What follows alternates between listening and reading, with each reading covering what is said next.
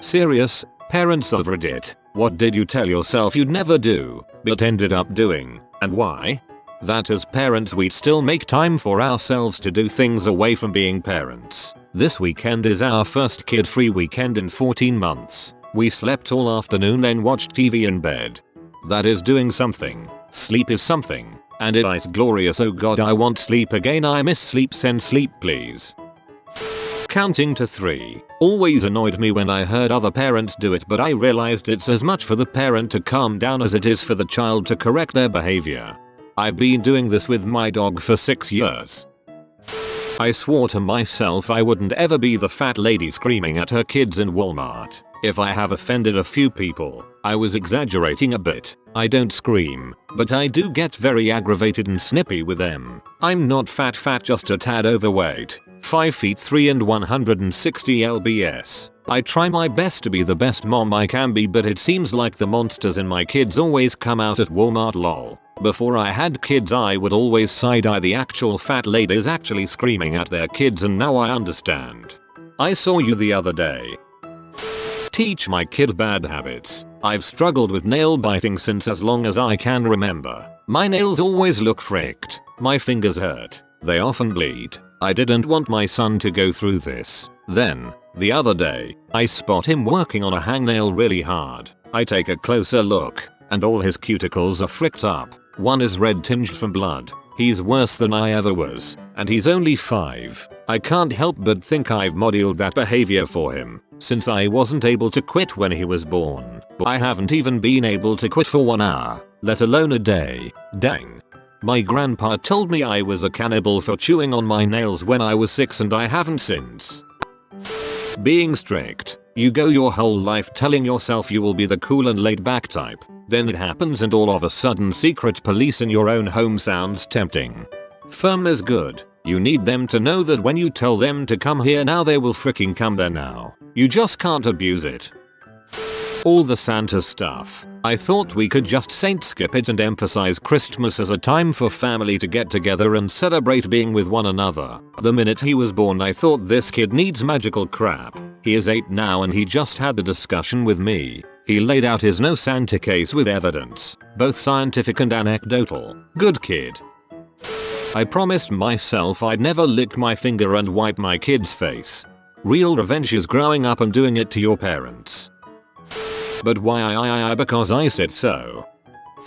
Sitting the kids in front of the TV. I also said I'd always read to them every night. Sometimes you just don't have the energy and the convenient option is just much more appealing. It's how I can tell an inexperienced parent from an experienced one, because the newbie sounds like I used to. 0 screens until at least 5. Hahaha as I type this sitting next to my 3-year-old watch Curious George. He woke up way too early at 7:30 this morning. Bribery. Turns out it's particularly effective pre-Christmas or birthday. You can get a good 2 months out of each of them. Poor Mary. Since her kid was born on Christmas, those 2-month periods were the same, so she had to deal with him acting up 10 months out of the year. After having kids, I look at the people with kid leashes and now think, yeah, I understand why. We took our kid to the dog show on a leash. The irony was not appreciated. I told myself I would never, ever say because I said so. Apparently, I can't deal with the question why more than 4,000 times per day. There is only so much logical reasoning you can do with a kid until it breaks down to I told you so end all wise. Got married. My entire life I was opposed to the idea. Then I met my wife and it seemed like a very romantic thing to do. This is me. I'm 24 and I can never see myself getting married. Keep bailing them out financially when they continue to get themselves in trouble by being short-sighted.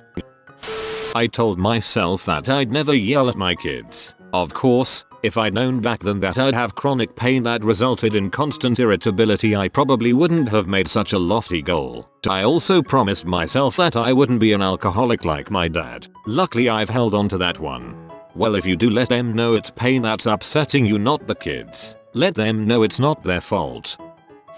Probably everything. As a young 20-something I, like most young 20-somethings, thought I knew everything there was to know about being a parent. I was that childless friend who always had the advice about what to do. Of course my baby was going to sleep in their crib through the night immediately because I was going to make them. She would only eat homemade baby food from organic produce. No way I would let my baby put my cell phone in her mouth or chew on my glasses in the grocery store. Television was out of the question. Ha ha ha ha ha. I have a 9-month-old. She just started sleeping in her own crib 2 weeks ago. I buy her baby food. There's a reason those companies are still around. You want to suck on my cell phone or glasses? Hey, if you're not having a tantrum, go for it. Why can't you just watch one episode of Baby Einstein so I can do laundry? Oh look, here she comes to interrupt me on the toilet. People, don't be me. Keep your opinions inside where no one can hear them.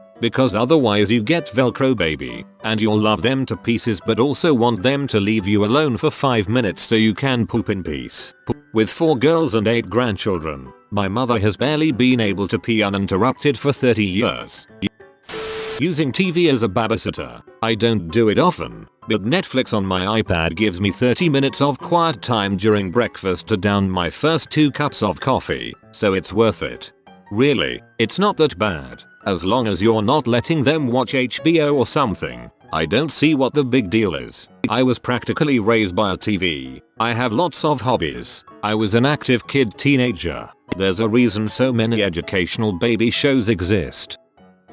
I said I would never cuss around my child, and I really try not to, but some days are really bad and I'll drop something, kick the corner of the wall etc. And I'll scream frickin' crap. My daughter cracks up every time I yelp in pain or anger 00. Caved and bought the minivan. This was after the 3rd kid in 37 months. Drove it for 4 years. Then got my pride back. There's a reason they sell a bazillion of them. They're so dang practical. So dang practical. Dad confirmed.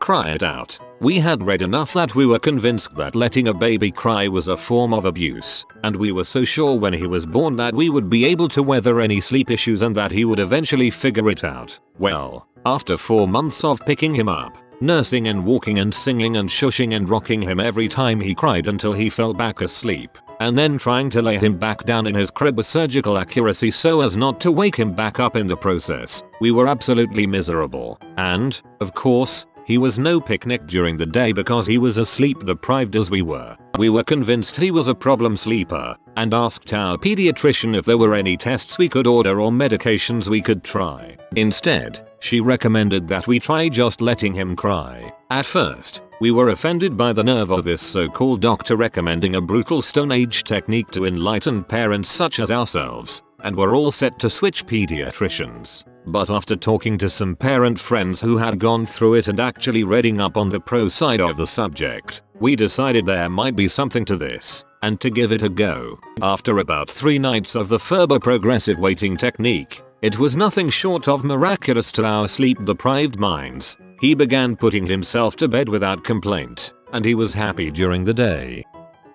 I always saw parents with those little leashes on their kids and thought, oh my god, that's awful. I'll never do that. Yeah, until I had a little boy who is the next Usain Bolt that is like a nice mix of Tasmanian devil, a Sour Patch Kid and a wet gremlin. So yeah, he will take off in an instant if he's not strapped down in a grocery cart or stroller. His leash is a backpack that buckles across chest and has a removable lead thingy. I feel bad, but god, this kid scares the life out of me every day lol.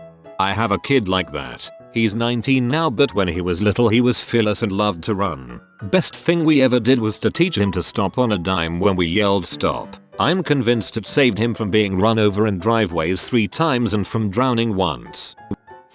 Let my kids eat processed sugar and fat. Yeah, that didn't last. We keep under control. A cookie or something once or twice a week, but our older kid does get them. Also TV. Again, we keep it to somewhat reasonable levels, but yeah, I've put in a kids movie so I can clean the house and take a crap in peace. The only part of this I've kept true on is soda. My child doesn't do soda. Will not smoke a cigarette again. Leashes. I thought it was just lazy parenting. Now I have 3-year-old twins with autism. They aren't verbal and don't respond to commands. A leash could save a life in a busy parking lot. I started nice and early and gave up on my strongly held principle of no dummies on our first day out of hospital. I thought they were awful and a clear sign of lazy parenting. First day out of hospital, here the midwife comes to the house and scares the crap out of you with the safe sleeping advice. Look at all the ways you could kill your child. During this she mentioned that research showed having a dummy reduced the risk of cot death. So one was purchased immediately. Luckily, probably because he was born with a poor suckling instinct, he was never really attached to it other than sleeping, so it was easy to stick to the advice about when to get rid of it, and it was gone soon as he turned 6 months old. When I was pregnant, I swore up and down I would never co-sleep bed share. People who recommended it to me would make me so anxious, and I would read so many expert articles about why it was such a bad idea. As soon as our little one showed up, I quickly learned that he had a mind of his own and he wanted to be held all the time while sleeping. After falling asleep with him in my arms on the couch and a few weeks of sleepless nights, I asked some mom friends that I respected and trusted how they survived new parenthood, and every one of them said they bed shared. Ultimately I gave in and got so much sleep and quickly became comfortable with doing it myself. In hindsight, I wished I was more open-minded as a childless person. That being said, I'm glad my strong opinions were challenged and changed, because now I am very open-minded of other parents' choices and my own choices. We never bed shared. I'm a violent sleeper for one, but holy crap, I've known enough folks that did it without issues to not stress over it. Feed my babies formula. I had read the studies. I knew breast milk was best. I just didn't make any. I starved my first kid for a week before the nurse suggested I feed her formula, and it felt like I was a failure. Turns out formula is a lifesaver for those who can't feed their babies naturally. It has made me far less judgmental of others' parenting choices. I said I'd never have kids, but time sure makes fools of us all. My ex and I had an accident. Best accident I've ever made in my life.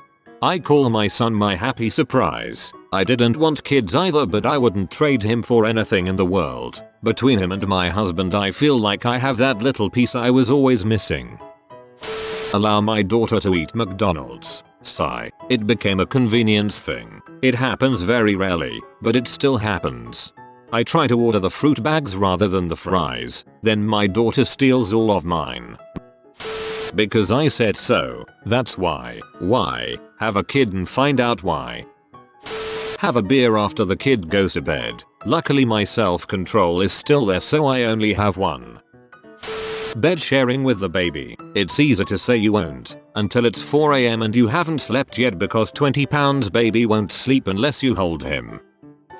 I'll never let my baby watch TV. She's chillin' in her bouncer watching Sesame on demand right now. Sesame Street frightened me when I was a child, but I was kind of strange. Here's the deal, most of what people say before they have kids changes when the reality of the situation hits them. I wish I would have understood people when they told me in a few years I would understand. I would not spoil them. I never dream I would only have one. Make so much money. All the number of buck stores and used item shops that would be out there. How many cheap toys are out there? Plus she is really good at it at the time. Why not? Because you can only explain something so many times. Barbie. I had some when I was a kid on the 80s. But once I hit my early 20s was convinced she was a horrible doll, body image things and whatever. My oldest was gifted the Princess and the Pauper movie with the dolls to go with. I now have 3 girls and almost every Barbie movie, and to be honest I actually enjoyed watching them. Life in the Dream House is legitimately a great show. I promised myself I'd never smoke or drink in high school because I wanted to take care of my body. Turns out sitting inside playing video games your whole memorable childhood doesn't prepare you for the stress of human interaction and the drama that follows suit. I vowed never to sacrifice my career for my kids. When I was pregnant with my first, I promised everyone at my long hours, high stress job that I'd be right back in the trenches with them as soon as my maternity leave ended. I planned for backup care for when my son was sick or my husband, whose job required a schedule outside the usual 9 AM to 5 PM hours, and I both had to work late. I thought I had it all figured out. Then the kid ended up in the hospital with pneumonia, and I had to take days off to stay with him. Went back to work, Things were fine until he came home with pink eye and my backup sitter refused to watch him. Husband and I each take a day. Then I get asked at 5 PM to stay late. The husband is with a client and can't get away. My Sam friend who offered to pick up the kid when I was running late is on the other side of town. And I have to turn down the assignment because otherwise no one's available to get to the daycare by closing time at 6 PM. All this time my co-workers, all of whom are either childless or have wives who stay home with the kids, start grumbling that I'm not dedicated anymore and making playful comments about my sick days. So I ended up leaving that job and working on a freelance basis instead, making, after the savings, on childcare and commuting. Not to mention being home to cook instead of relying on takeout since we're stretched so thin, the same amount and spending more time with the little one. If you'd told me when I was pregnant that I'd have cut back like that, I'd considered giving up, but I'm so much happier now. Because I said so. Sometimes after getting 15 ys deep in a pointless explanation that has become completely unrecognizable from the initial question of why we are taking a bus, you just have to cut it off before you lose your freaking mind. Ask my kids if they want to be spanked. Of course they don't. What a stupid question. Now I realize that the threat works to stop the behavior and I never actually need to do it. Spanking. I've done it once and immediately regretted it. Pretty sure it affected me more than the boy. Coming from a family where we had a church paddle for acting up in service, I swore I'd never spank my kids, becoming more like my father every day. I swore to myself that I'd never let my son play with any type of weapons, guns, knives, swords. The reason? I was threatened by his father when I told him I was leaving him. Threatened to shoot me and the kids. Son was 5 weeks old at that time. Fast forward, at the age of 8 he owned all of the Nerf guns. At age 10 moved on to airsoft. They are not soft in the least. Now at age 14 can tell you all about any type of gun and how to break them down. Sigh. I have failed. That I would never use the TV as a babysitter. I became a parent and I didn't know what to do with my kid 24/7 and I had to find a way to entertain him so he wouldn't be whining and stuff and he wouldn't play with his other toys, so TV it is. Also I can get things done. I thought I wouldn't be co-sleeping, but then I had my son and the only way I could sleep was to have him in my arms, so I found that shortcut and staying up half the night or all night with a crying baby trying to put him to sleep. I didn't want to be sleep deprived. I also thought I would never let my kids eat junk food and candy, but wrong. I started doing it. Just as long as they are not putting on any extra weight, I am not worried. I thought I would let my kids play with anything that can't break and that can't fit into their mouths, but I found out the hard way. They can ruin anything, so we all do mine like a 2-year-old and not share it with them. I will not yell at my kids. Wrong. My mom says that she had decided to never say no to us. That she'd find another way to guide and correct us. It lasted 4 months. Finance a vehicle, and I'm on my way to sign the papers this afternoon. Just don't lease one. You'll be making payments forever and not own a car to show for it. For the luxury of having a new car every couple of years. No, financially worth it at all. Financing to be able to have a car without waiting years to save up when you could be using it is worth it though. If you are new to the channel, you can subscribe. I publish new videos every day. Until then, check another video.